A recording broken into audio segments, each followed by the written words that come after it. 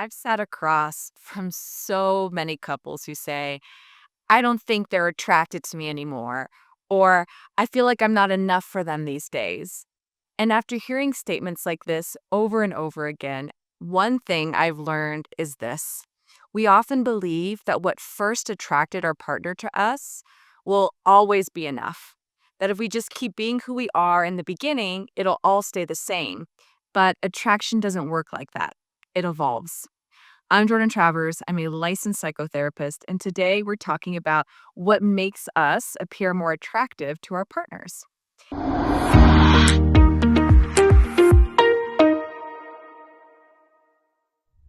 Let's say you messed up in your relationship, like forgetting to pick your partner up at the airport.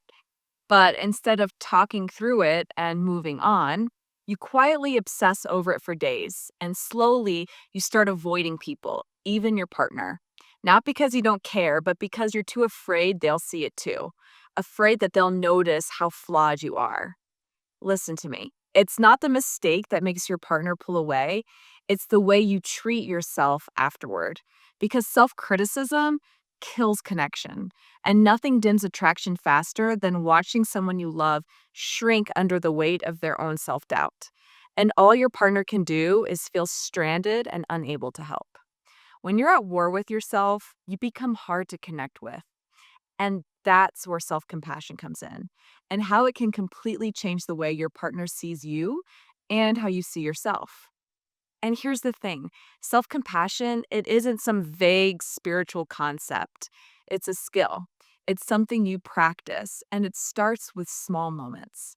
Like the next time you feel like you failed, you can pause and ask yourself, what would future me thank me for doing next?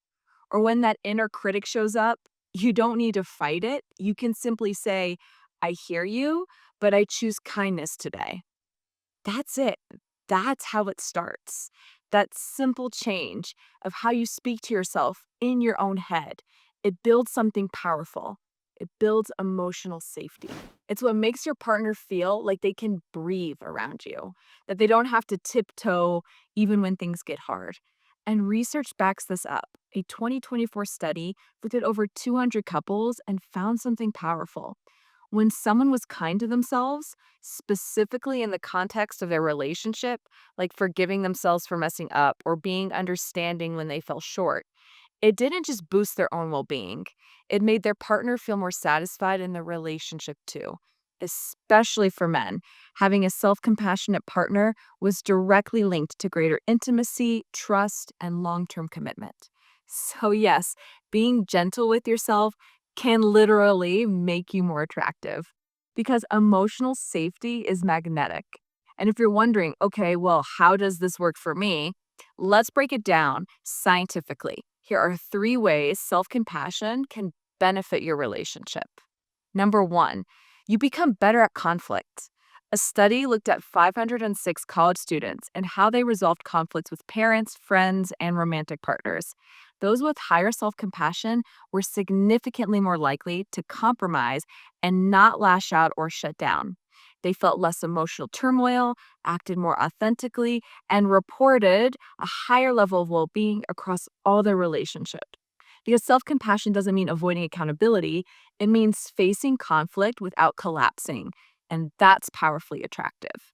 So the next time you feel tension rising, pause and ask yourself, if someone I loved were feeling this way, what would I say to them? Number two, you don't spiral, you forgive. Another study asked over 200 adults to recall a time when they were deeply hurt by someone, and those who were more self compassionate ruminated less, forgave more easily, and felt more emotionally distant from the pain, which meant that they didn't carry it into their next interaction. So when you're stuck in a loop of guilt or shame, try this out loud or in your head.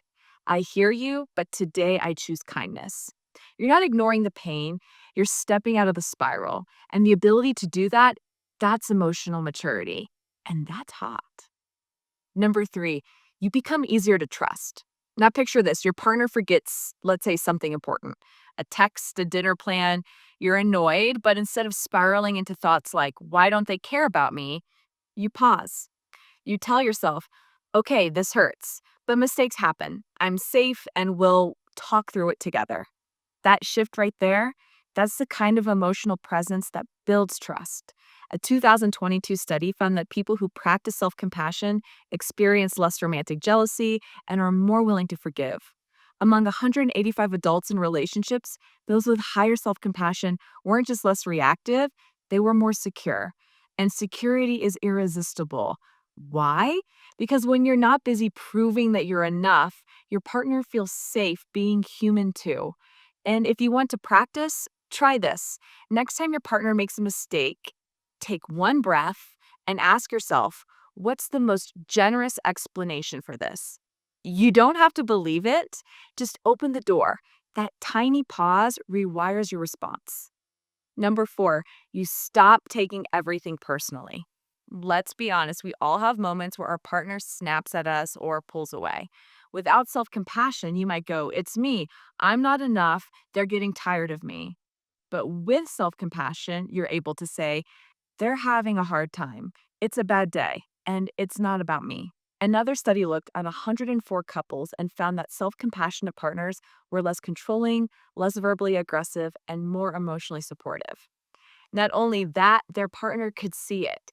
They were accurately rated as more caring and balanced.